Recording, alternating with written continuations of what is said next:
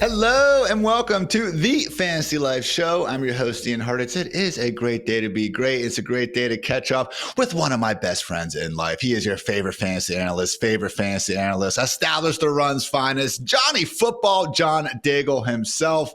Welcome back, John. Good to see you, my friend. Welcome back indeed, as the NFL is also welcoming us back. Tweets and notifications every single day, over panicking, overreacting right now to basic injuries that we're not even going to remember 5 days later. So yes, we are fully back. Man, I'm excited that football's in the air as well, but we need a bar, okay? I see people hyping up a Drake May to Travion Henderson wheel route where we have a coach covering them where they're warming up. Like scrimmage highlights, okay, John, I'm not trying to completely be a hater here, but step it up, everyone. Is that fair? Totally fair, although the fact we are getting actual ADP values based on Javonte Williams running without pads on through a 7-on-7 walkthrough, maybe don't step it up. Maybe keep that coming so all of us can have more success in best ball this year. And what kills me about those two, and it used to piss me off back very, very long ago when I used to put the pads on myself, but you're in these drills where it's thud only. You're actively not supposed to tackle these guys, and the running backs just keep on going through arm tackle. So it's just funny to me when we actually end up getting reports, Daigle, about, oh yeah, Javonte Williams, 40-yard touchdown run, and then you actually see the run, and like, yeah, it would have been tackled 5 or 6 times. But I will quit being so grumpy. Again, football is in the air. We have a great show on tap here with Mr. Daigle. So with that, guys, let's get into it with our DraftKings opening lines.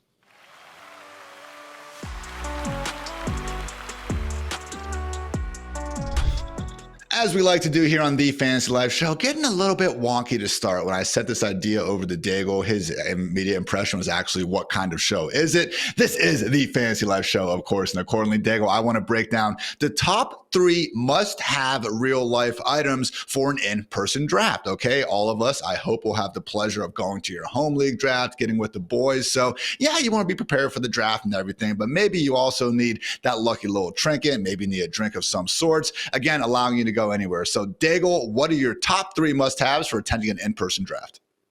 The top 3 legal must-haves that I will tell you on this show are, 1, and you could slap the nerd alert, by the way, but I do think you need a laptop. I think you need a computer. I support magazines. I have written in many magazines throughout my career, but the fact that we probably need to be adjusting on the fly and researching different things as well that sometimes a hard copy can't give you.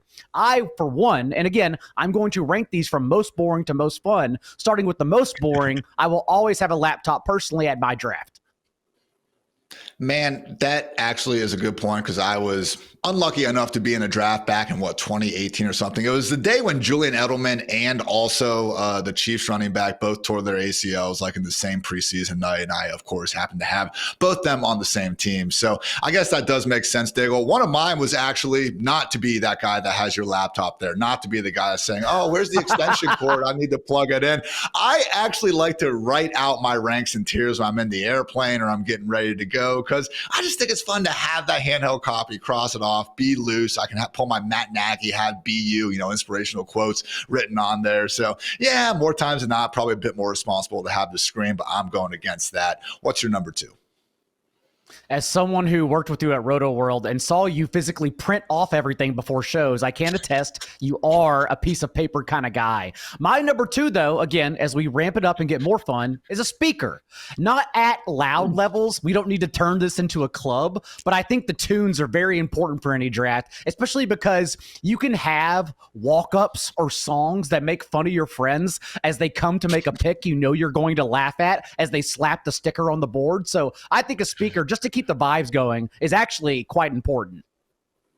Fantastic call. And I would advise everyone, encourage everyone to actually use the NFL primetime music on YouTube, at least for the first round or two, or even just the warm up. It does get exciting. That said, if you have had the privilege like myself to listen to all 20 NFL primetime songs on that playlist, they get very weird in a hurry after 7 or 8. So again, just for 10 or 15 minutes, give primetime some love after that walk-ups and just jams to Daigle's point. So good call there.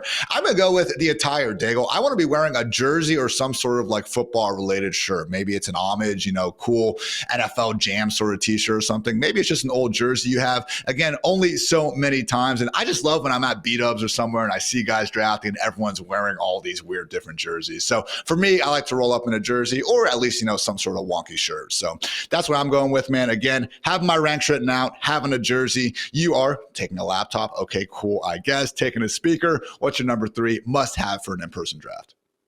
I also appreciate the customized jerseys whenever teams don't change their team names year to year and instead establish a franchise and have shirts for it. But my number 3 may already be in your draft, but I am always ensuring at the draft, whether you're doing it at a bar or Airbnb, a home in your local city, you need the guy who can soft toss a drink from the fridge. We don't need Josh Allen rookie year back there just throwing it overhand and hurting everyone, and then also allowing the can to shake up too much. This could be sparkling water, alcohol. It doesn't matter. It all weighs 16 ounces. So you need the guy, most importantly, who understands how to properly throw a drink from the fridge so everyone can then have their choice of beverage. I wish I could just hire the guy who would always throw Stone Cold his beers over the years. That dude had one of the most gifted arms of the 20th century. And I know Beautiful. As a WWE diehard, Daigle, you can get behind that. Great call there. I'm also on a similar page here. I just want coffee and or alcohol, depending on the time to be there. All right. I will not draft sober, John. I'm supposed to be having a good time here, whether it's caffeine in the morning, whether it's a couple brews at night to make me feel better about the inevitable bad picks that are going to happen. I want something to be able to blame when, again, a draft doesn't go with our perfectly laid plan. So great stuff, my friend. And again, guys, this has been our DraftKings opening lines.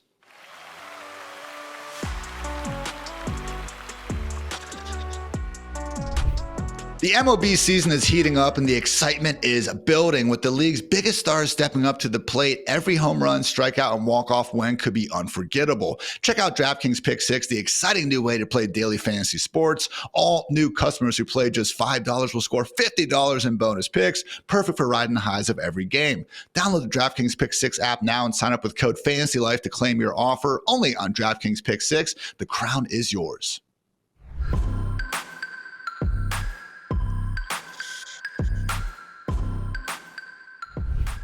Quarter one here on the Fantasy Life Show. We got to establish the runs. Johnny Daigle in the house. And as we love to do with our lovely guests, want to break down 3 players that Daigle cannot stop drafting. But John, you are ever an overachiever. You technically have 5. However, 3 of them are on the same team. So I understand where you were coming from. So accordingly, let's kick it off with who I'm guessing is your favorite offense to draft, the San Francisco 49ers.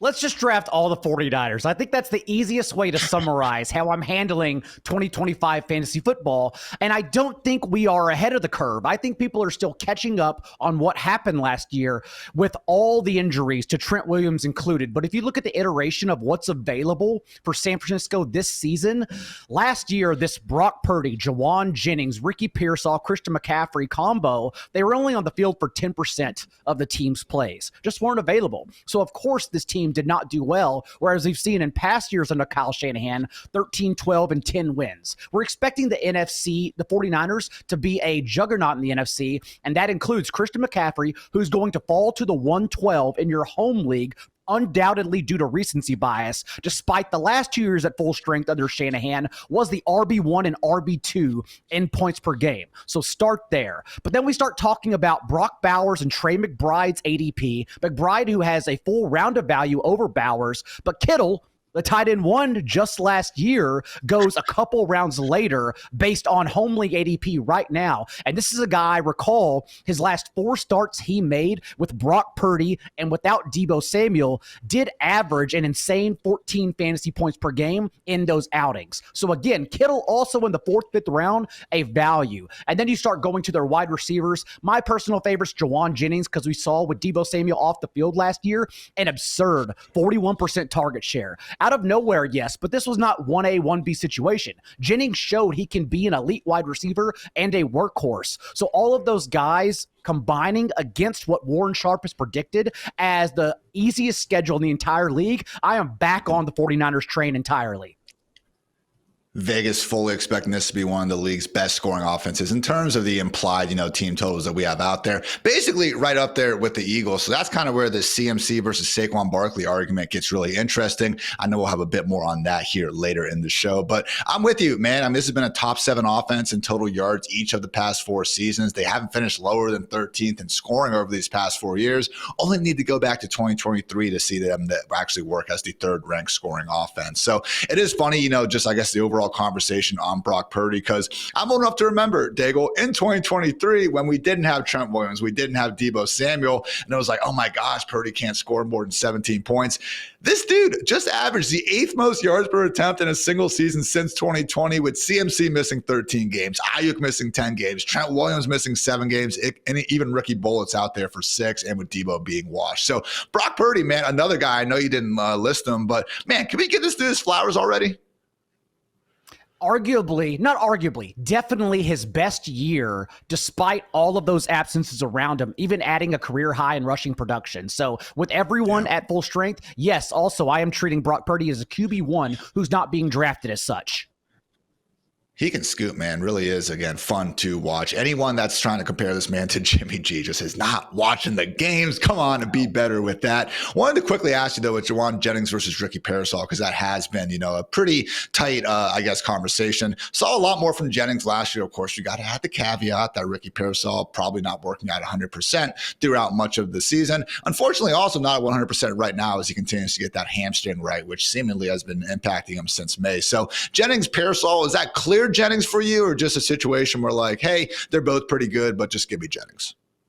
And their ADP, honestly, is so close that I personally like Jennings, but I do think it's quite easy in drafts for everyone to leave with both right now, and I support that, especially since those last 2 games we saw for Parasol without Brandon Ayuk, who were expecting to miss a month, if not much more, of the season. Parasol recorded 8 catches for 141 yards and a touchdown, and 6 for 69 and a touchdown.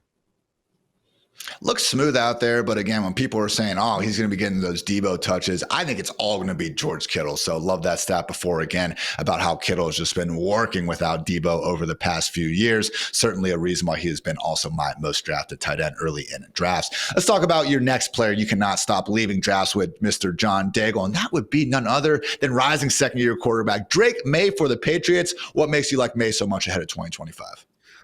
I'm going to zoom out because Josh McDaniels, first of all, does deserve getting dunked on for his tenure as a head coach, but as a play caller has quietly been very good. 9 of his last 10 seasons, he's been allowed to finish the year, including with the Raiders.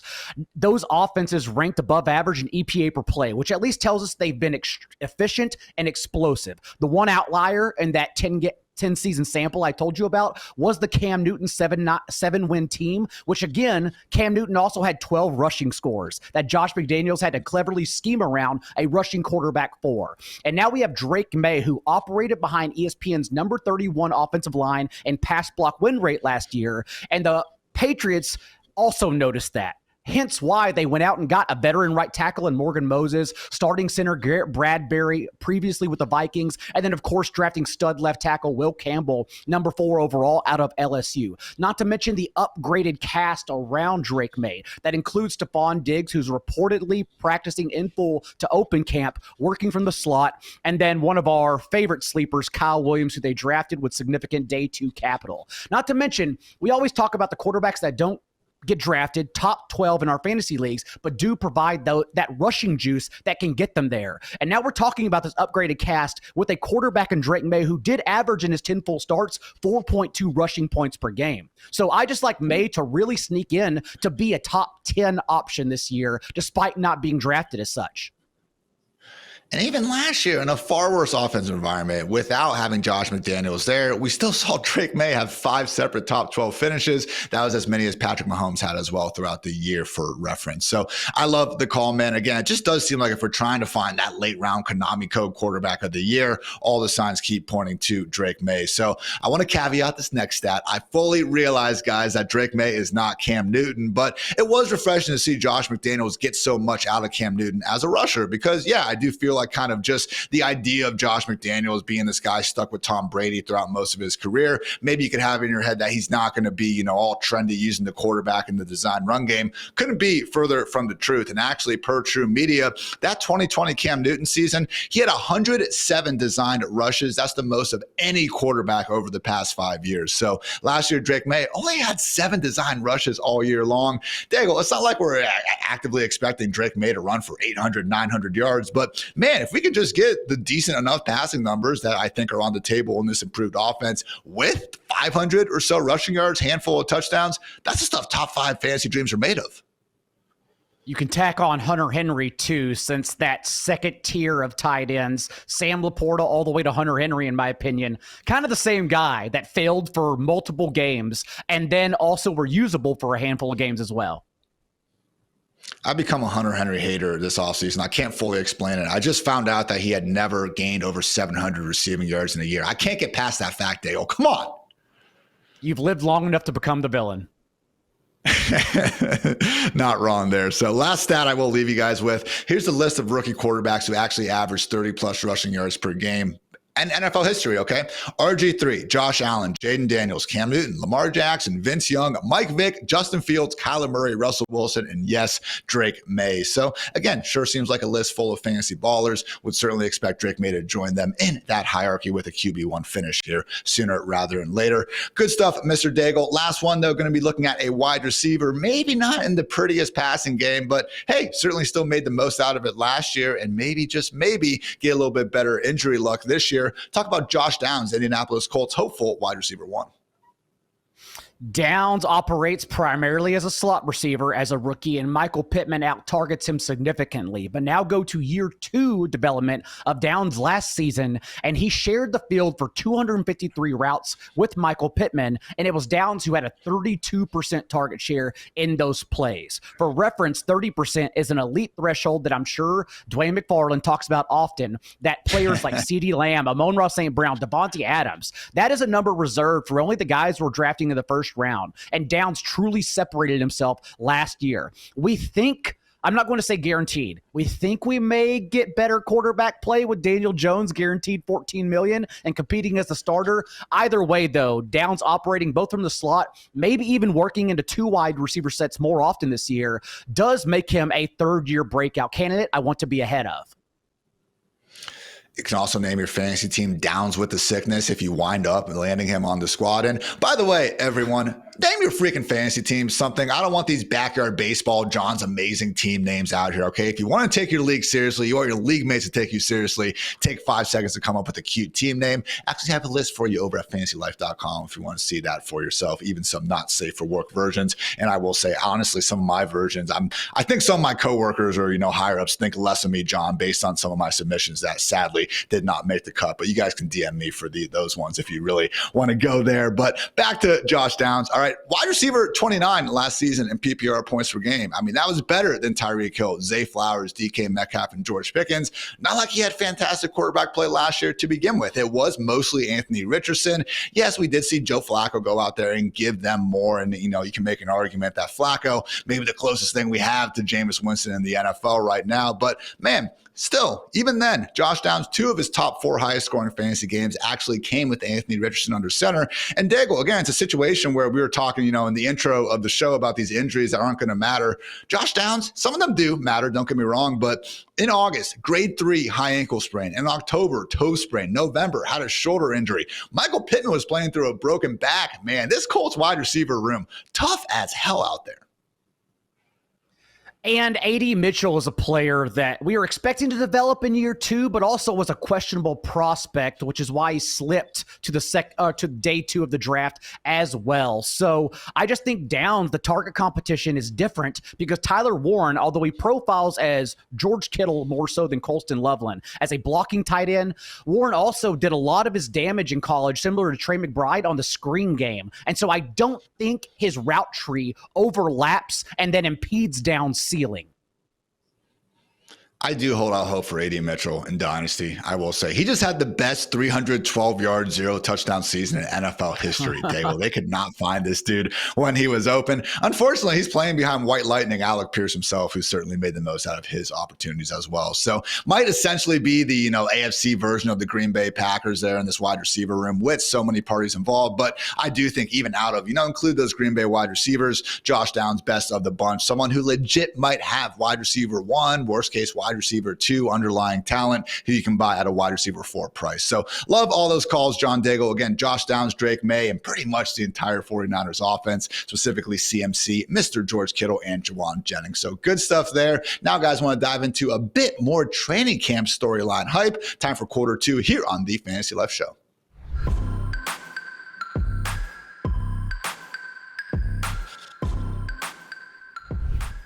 Training camp highlights are cool enough, fine. We're going to see some preseason action, but Daigle, the real big takeaways we tend to get from training camp and preseason alike tend to be the depth charts, because let's face it, the interns that put together the unofficial depth charts that will soon be gracing our timelines are going to be full of madness. So with that said, I want to break down 3 big training camp storylines that you are keeping a particularly close eye on. First one is, speaking of those Packers wide receivers and who will rise to the top.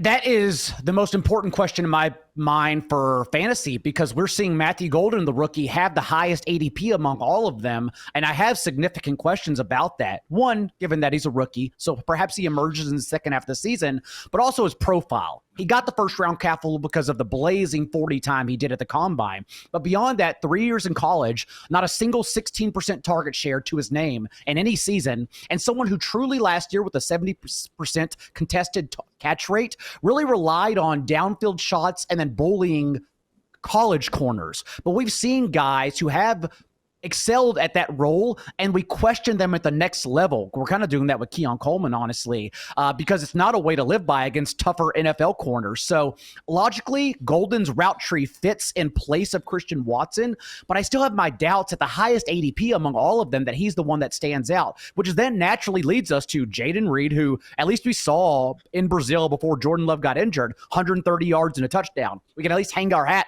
on that one game that perhaps could have been a great sophomore year for Jayden Reed. And of course, the late round sleeper in Dontavian Wicks, who somehow led the team in targets despite everyone's frustration after picking him up off the waiver wire. But you can't just show up and lead an NFL team in targets. Like, that is still earned, and now he's being forgotten about completely. So I think that's the one that I'm trying to track the most this offseason. When I have been taking a wide receiver very late, maybe even sometimes in that final round of the draft, you're past the Will Shipleys, maybe even DJ Giddens of the world are off the table. No more handcuffed running backs. I've been going to Wicks. He does at least 1 or 2 things at a very high level, and that is earn targets, and that is earn separation, which, accordingly go hand in hand. But I do enjoy looking at the ESPN advanced receiver ratings. They're free. Check them out for yourself. You can Google it, not too hard. And Wicks last year still put forward top 10 numbers in his ability to separate their open rating metric. That said, he joined Quentin Johnston and Xavier Worthy as the only players to get a 0 in the catch rating department. So yes, the drops suck. I understand that. And I do think to some extent, of course, certain wide receivers are going to have better hands than other ones. But I don't know, Daigle, we've seen Deontay Johnson over the years battle a ton of drops, but still give us lots of fantasy points. Puka Nacua led the NFL in drops as a rookie, and we didn't care because when you earn that many targets, you're going to rack up a lot of drops as well. So especially with Christian Watson out of the picture, man, Wicks could have a chance. That said, we haven't mentioned Romeo Doubs. And lest we forget, when Jordan Love was asked which wide receiver he would trust holding his wedding ring, he did say Romeo Doubs. Love, Romeo, it just seems like a match made in a storybook, Daigle. And I think Doubs is the better best ball pick, if only because he's always going to be out there when healthy. He's the one who leads the team in routes run from 2 wide receiver sets.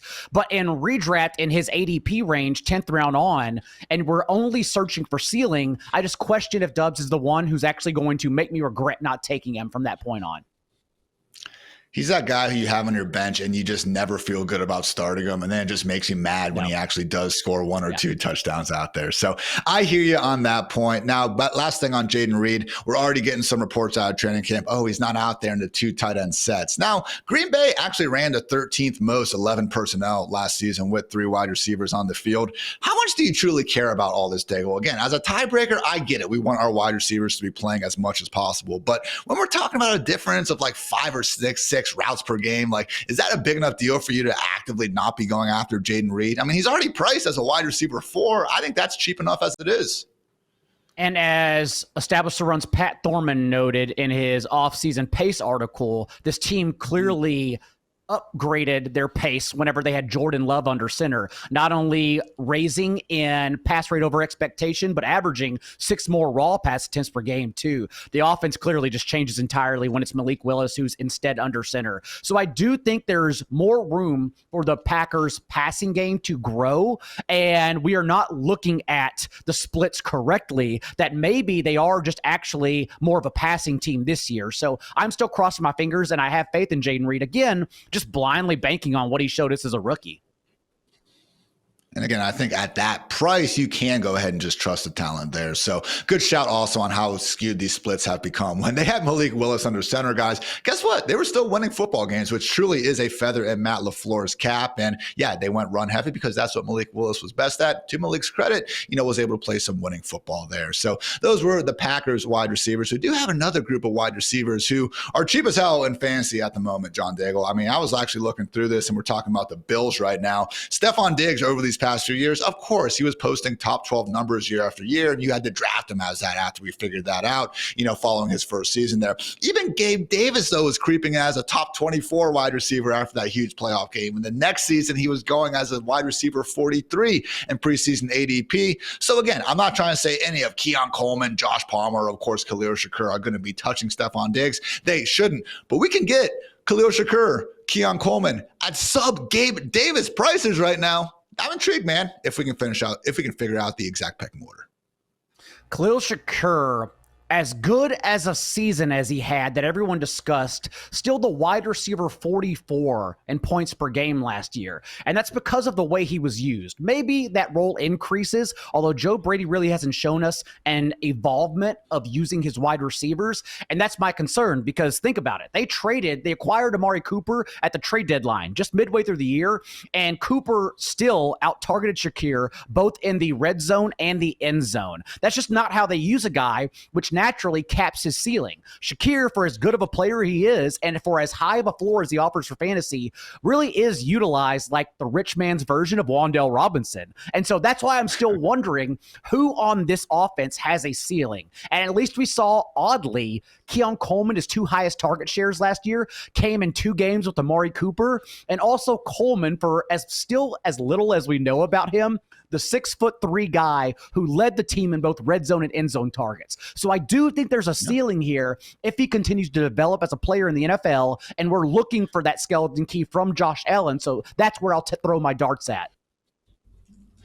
Keon Coleman just turned 22 back in May, and he already does 2 things at a high level. You mentioned the end zone targets, the trust factor with Josh Allen that we also saw downfield, had that touchdown against the Jets where Josh literally said, F it, Keon's down there somewhere. That freaking 60, 70-yard rainbow he threw against the Lions. Again, we've seen the jump ball capabilities. That's fantastic. His highlight reel of Florida State, that was all over the film. Also, though, the yards after the catch, that was what really surprised me actually going back into this. I mean, before he unfortunately had that midseason injury, which he's even talked about afterwards, kind of derailing some of that momentum, busting a slant loose against the Titans, really making some big plays, physical plays against the Seahawks as well. I like what I'm seeing from Keon Coleman, and Cooper's gone. Mac Hollins is gone. Like, he is for sure going to be out there in 3 wide receiver sets. Okay, Shakur is going to be the slot. I'm pretty sure Josh Palmer, just based on the money they gave him and his ability to win a little bit against man coverage, he'll probably be filling out that 3 wide receiver set. But man, we want to place a chip on some of these guys. And honestly, if we had to pick a wide receiver in fantasy going outside the top 50 players at the position who can score 10 touchdowns, and it shouldn't surprise us, give me Keon Coleman. And I wish they played indoors against the Rams and Lions every single week, but unfortunately, we still have to temper our expectations outdoors.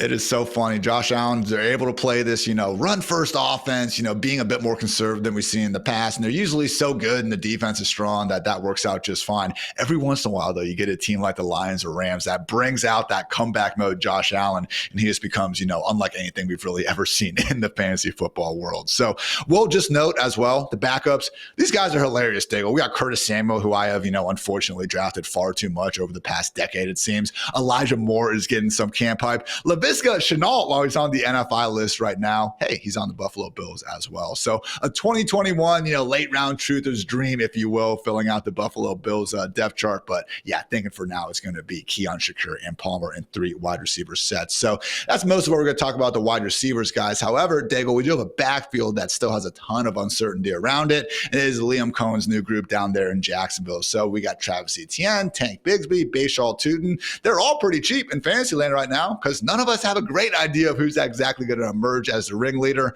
What are you thinking right now as we enter August? We saw last year that Tank Bigsby emerged after a very poor rookie year as the team's best early down runner, but it was still Travis Etienne who excelled as their rotational pass catcher. And now we're adding 2 guys in rookies, Bashal Tootin, LaQuint Allen, as you said, that also excel as pass catchers. Tootin is interesting, if only for being the most athletic running back in what tested as literally the most athletic running back class since the Combine had been measuring and testing players. So just to have that Isaac Guerrero explosiveness already makes me excited about him. At the same time, though, I don't want to forget the other rookie in Allen, because pass catching is what he excelled at with a double-digit target share at 19 and 20 years old at Syracuse. And so although we're supposed to, we naturally know to come into our drafts and take shots on ambiguous situations, hoping we get the player that pans out. And Tootin most likely is the guy who can handle both roles. If it were the case, I do still want to monitor the tea leaves here because, again, it's not just 3 guys everyone's reporting it as. It is 4 players. And so let's hear what's going to happen in training camp. That is a good shout on Allen. I believe he is one of these, along there with Jahmyr Gibbs backs that they've already talked about, getting some chances to split out wider in the slot, which is forever BS, training camp hoopla. I understand that. But yeah, man, I think some of the Bashal Tootin stuff as a receiver has been overblown. Yes, he was able to catch 20 passes in back-to-back years. But again, one of the most startling stats I've still seen this offseason is Bashal Tootin only converting 23 receptions his last year in college into, 87 total receiving yards. Like, that is really, really, really bad, everyone. He was much better in 2023, but we are talking literally dead last in yards per catch during his final season down there at Virginia Tech in terms of all Division I RBs with at least 20 receptions. So again, could be Tootin, but Allen, man, that is truly a deep pull. Not too interested in Travis Etienne, it seems. He is someone who, again, we've gotten RB1 seasons out of in the past, but man, those injury gods have not been treating this dude nice. Not at all. And fine best ball selection because, again, we don't have to have that start-sit headache that some players bring. But as we talk about more home league ADP, Etienne is probably someone I will be off of entirely. Yeah, again, price is cheap enough where if you want to take a gander at him late, then okay. But just again, seems like a situation where we saw last year Bigsby was so much better, and you just don't draft these multiple running backs if you're feeling that great about the incumbent starter, kind of the Browns way of thinking there with Jerome Ford. So good stuff all around, guys. Again, Bills, Packers, wide receivers going to be 2 position groups to check out. Also, this Jaguars backfield. So good stuff in quarter 2. Now time, though, for quarter 3, guys. We were talking some of the biggest coaching change impacts ahead of 2025.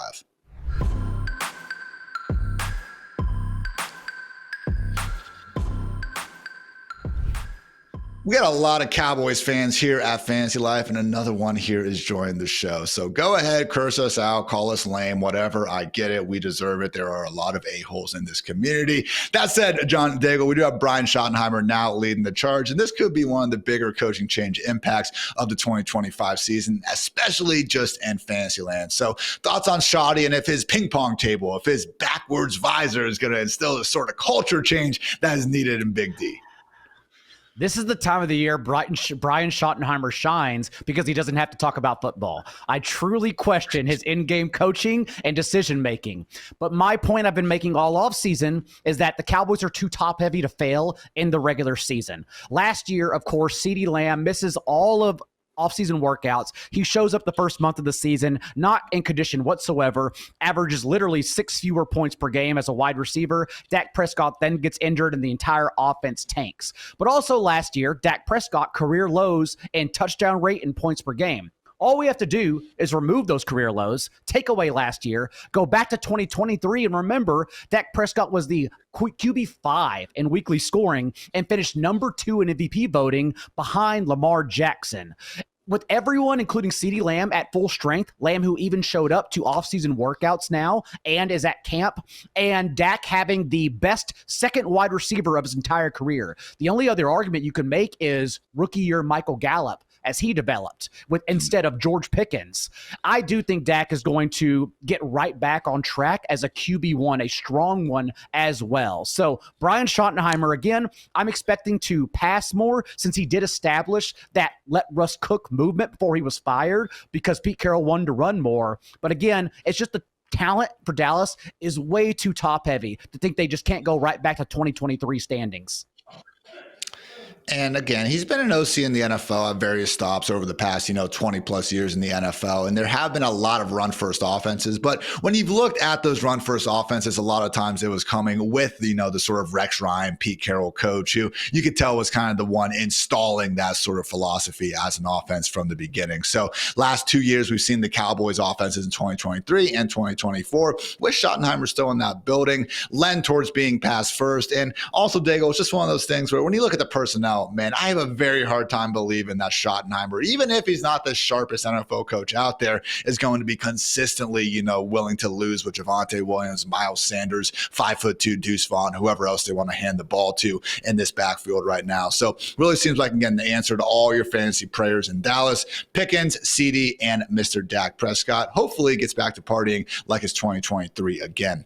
Let's talk about the Jets, though, because this is one that's been, a bit funny to me because we got, again, basically Detroit Lions East at this point. We brought in Aaron Glenn, Tanner Engstrand, and it's just funny to me, Daigle, how we have the Lions who lost Ben Johnson, lost all these guys, but they're going to be fine because they have their Lions philosophy. They've obviously grown them. They're going to be fine. We have the Bears who got Ben Johnson. Oh my God, they got Ben Johnson. They're going to be fantastic now. They have Ben Johnson. Everyone look at this. The Jets actually get more of the assistance from Detroit, yet they're getting none of the same hoopla as either the Lions or the Bears. So I understand Ben Johnson was the crown jewel, that staff and everything, but wouldn't it make sense, Daigle, if his right-hand man combined with the defensive coordinator there could maybe do some good things for the Jets, Jets? And don't think for one second that Aaron Glenn doesn't know what Justin Fields brings to the table, since Fields averaged 110 rushing yards against Aaron Glenn with Chicago. Not only that, but if you remove Matt Nagy from Justin Fields' rookie year, who was just clearly the worst thing that could happen for Fields, he's actually been a top 12 quarterback in 59% of his starts since 2022. And so to dumb that down for everyone, 59% of the time, if he wasn't started in your home league, one quarterback league, then everyone was wrong. Like most of the time, you should start Justin Fields because in that time, over his last 34 starts, he's averaged 8.9 rushing points per week. That's what we're looking for when players are drafted outside the top 12 and can easily emerge into that weekly top 5 situation. And what's most fun about Justin Fields is that you don't have to stack them. I like Garrett Wilson, similar to DK Metcalf, similar to Calvin Ridley, since they don't really have target competition, to be a 150-plus target guy who they'll be inaccurate targets, but they're still going to soak up all the volume. At the same time, though, you don't have to have Garrett Wilson. You just take on Justin Fields and start him because you know you're going to get that rushing juice. And honestly, just because you have one of the best real-life quarterbacks in the NFL doesn't mean that you won't have these bad years with uncatchable targets. We can look at Dalton Kincaid's numbers with Josh Allen, some of Xavier Worthy's deep ball chances with Patrick Mahomes. Look, I will take Mahomes and Josh Allen as my fantasy wide receivers quarterback 10 times out of 10. I get it. But again, I think sometimes perhaps we overweight that difference when we are getting, again, an extra 30-plus targets for some of these other guys in the more lackluster wide receiver rooms that Daigle was bringing up. So again, it's honestly not a bad situation with the Jets. They've used now back-to-back top 11 picks on offensive tackles. I've seen PFF, Brandon Thorne, several factors who, again, guys who we can trust to really evaluate these offensive lines, view the Jets as one of the league's better units ahead of 2025. Yes, the wide receiver room is a joke right now outside of Garrett Wilson. It is very, very sad, but man, Could we get Keenan Allen there in the year 2025? I don't know, Daigle. If we had one more decent enough wide receiver with the Jets, all of a sudden we could call this like a legit above average supporting cast. In best ball, I'm not going to disagree with anyone taking on, a second wide receiver for the Jets, but me personally, will not be doing that. I'll just go back to Wilson, like I said, who before they traded for Devontae Adams was 5th in target share among every wide receiver. So I'll cross my fingers and bank on that again. With Engstrom, we've also had another angle going around that, hey, maybe he's going to be deploying his own version of Gibbs and David Montgomery here with the New York Jets. Obviously, in this case, it would be Breece Hall and Braylon Allen. Look, I can see Breece Hall round 4, sometimes, round 3, okay. I can get behind it. He still is a player with an explosive pass-catching skill set, even if he disappointed us with his opportunities last year. But Braylon Allen, Daigle, someone that is going next to some more highly thought of, handcuffs. I have not been clicking his name very much at the end of drafts at all. Am I making a mistake? They used Isaiah Davis alongside Braylon Allen. Entirely different coaching staff, I know, but Isaiah Davis was a good prospect too. So I don't think it's a direct handcuff situation at all. And honestly, what are we talking about in terms of running back target share with a rushing quarterback, as we've really struggled with Fields in the past? So even Breece Hall is the one where I'm questioning his current home league tier of Kyren Williams, Chase Brown. Obviously, Justin Fields has been in the news all morning here. Daigle and I are recording this on a Thursday, by the way. And yeah, man, certainly a good sign for everyone to maybe not freak out. National insiders who aren't even at practice, maybe don't just tweet he got carted off. Maybe actually try to give the full story, or better yet, quit being glorified dogs and just retweet the beat reporters who are actually giving us the good information in the first place. Would love to see that. But it seems like, Daigle, it's a non-big toe dislocation. We are not doctors here, but sounds like he got off fairly good. And again, the last thing I saw before we started here is that Fields is tentatively still expecting to start week 1 in that very fun Aaron Rodgers, Justin Fields, Steelers, Jets matchup. So again, guys, when Fields has been right, he has been anything. He's consistently been a QB1 in fantasy football land. Would not expect that to change with potentially a low key, not as bad as you might think, Jets offensive environment. Last one here, Daigle. Want to actually go back to those Detroit Lions and talk about their OC, John Morton. He was the Broncos pass game coordinator over the past 2 seasons. And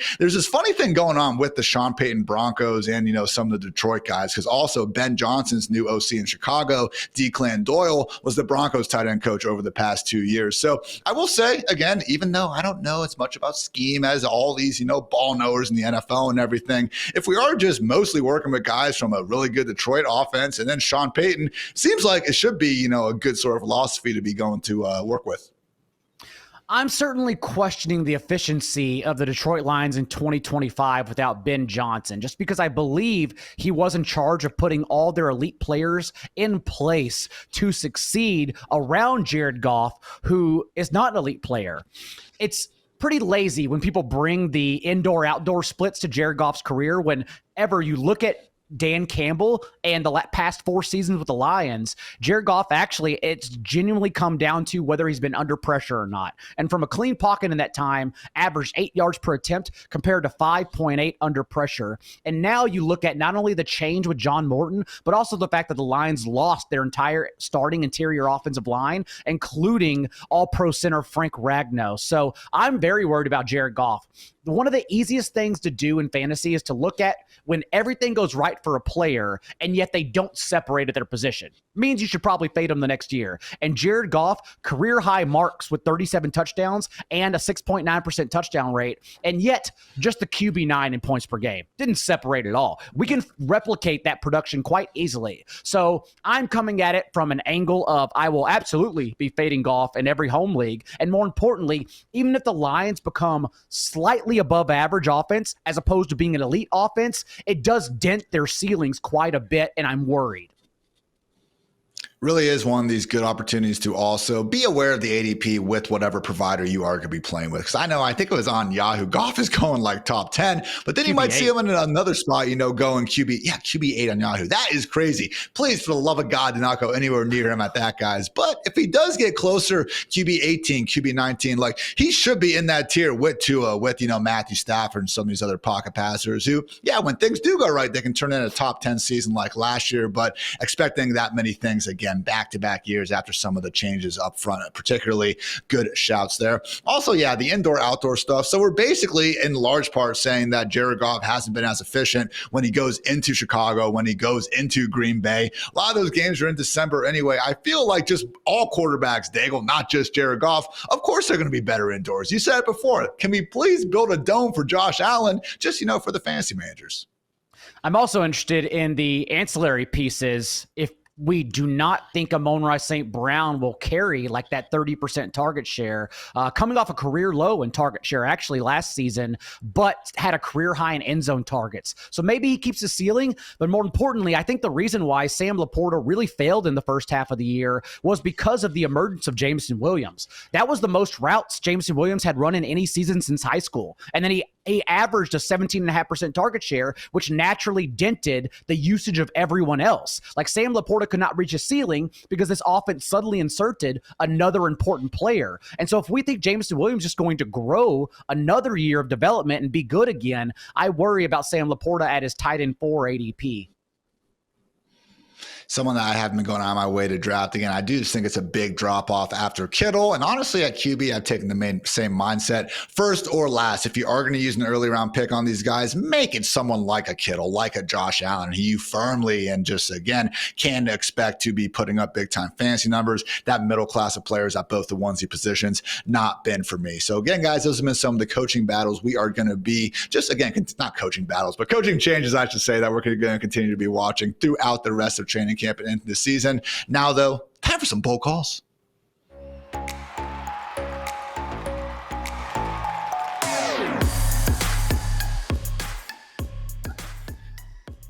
Get your fours up, guys. It's the fourth quarter here on the Fantasy Life Show, and it is time for Mic'd Up with Mike's Hard Lemonade. Getting some bold calls in here because, guys, this season we are turning up the heat and handing over the mic. Again, brought to you by Mike's Hard Lemonade. It's time to go hard for your league with our new weekly segment, Mic'd Up. And Daigle, I'm handing the mic to you, my friend. What is the first bold call for 2025?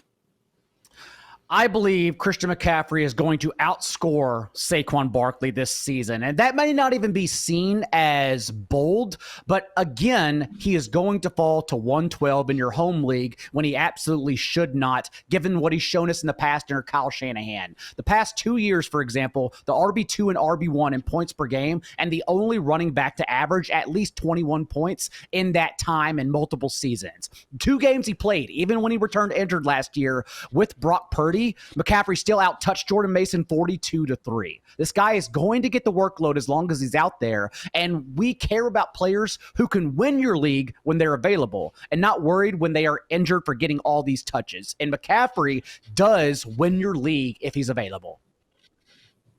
In terms of PPR points per game, Saquon got CMC his rookie year in 2018 by literally less than 0.1 points, but Saquon got it, all due credit. 2019, CMC scored more. 2020, CMC scored more. 2021, 2022, 2023, all CMC. Again, kudos to Saquon Barkley. Last year, he is the man. If you want to say he's the best running back alive, I will not give you a big time disagreement. But again, John, we were playing fantasy football, and you just can't make up for that difference that CMC is going to have with receptions if he is going to be healthy enough to play 17 games. I understand that's an if, but isn't that the main problem for both these guys? I mean, Saquon Barkley is 28. He's coming off the bigger workload. I understand that. CMC's 29. You can even make the argument that because he wasn't playing last year, he should feasibly be fresher than he's been in past years. Again, if these guys are going to play 17 games, I don't see how anyone can just consistently or 100% say that Saquon would outscore CMC, yet that seems to be the case right now. So I'm with you, man. Again, end of round one particularly, give me CMC 8 days of the week. So Vegas right now, I mentioned this earlier when we were talking about the 49ers, but Vegas has the Eagles implied for 25 points per game this year.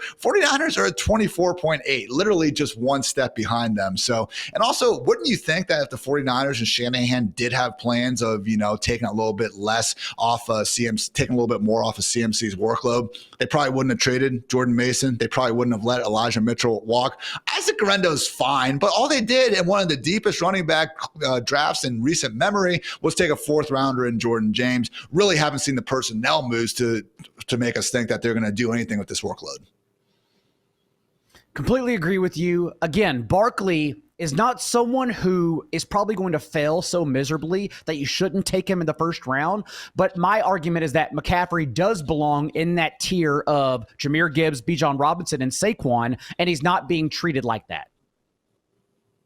100% agree, my friend. Good stuff, Daigle. Again, you still got the mic. What's your second bold call ahead of 2025?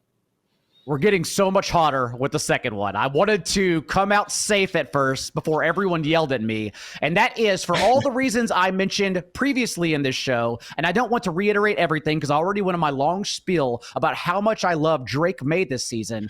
The fact is, with those 4.2 rushing points weekly I talked about, I believe Drake Maye can outscore Joe Burrow in fantasy football this year. We made this argument just last season with CJ Stroud.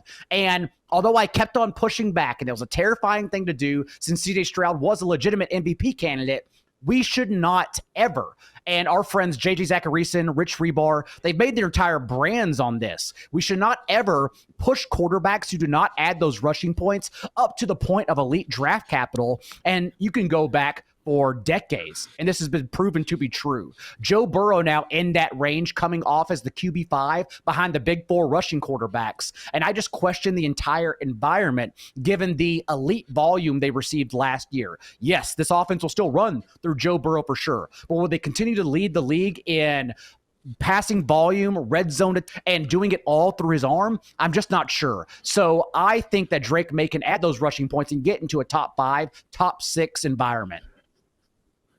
And it's just that difference in ADP, man. Okay, if you're in a 5-point or 6-point passing touchdown league, that changes everything. Again, a good reminder to always be evaluating your league settings and stuff like that. I can get behind drafting Burrow a little bit higher in that situation. But man, I mean, we got the projections up from fantasylife.com right now. And guys, really is a situation where when you're getting that many more rushing yards for someone like Drake Maye versus Joe Burrow, you know, they're playing different sports at this point in fantasy football land. We're getting 2 means of production coming in for Maye, only one, of course, for Burrow. So hardly a statue. And I've pushed back, on the old Twitter sphere about the idea that Joe Burrow is, exceptionally bad at managing pressure or working in the pocket. In fact, just his entire being last year of just sprinting, not stepping up, sprinting up into the pocket. It really was a lot of fun to see. But yeah, man, I feel like there's been almost no talk about touchdown regression for any of these Bengals players, Daigle. It's always on the table for the rest of the guys. And I get it, bad defense in Cincinnati, and we have some great players here. But man, we can go back to 2023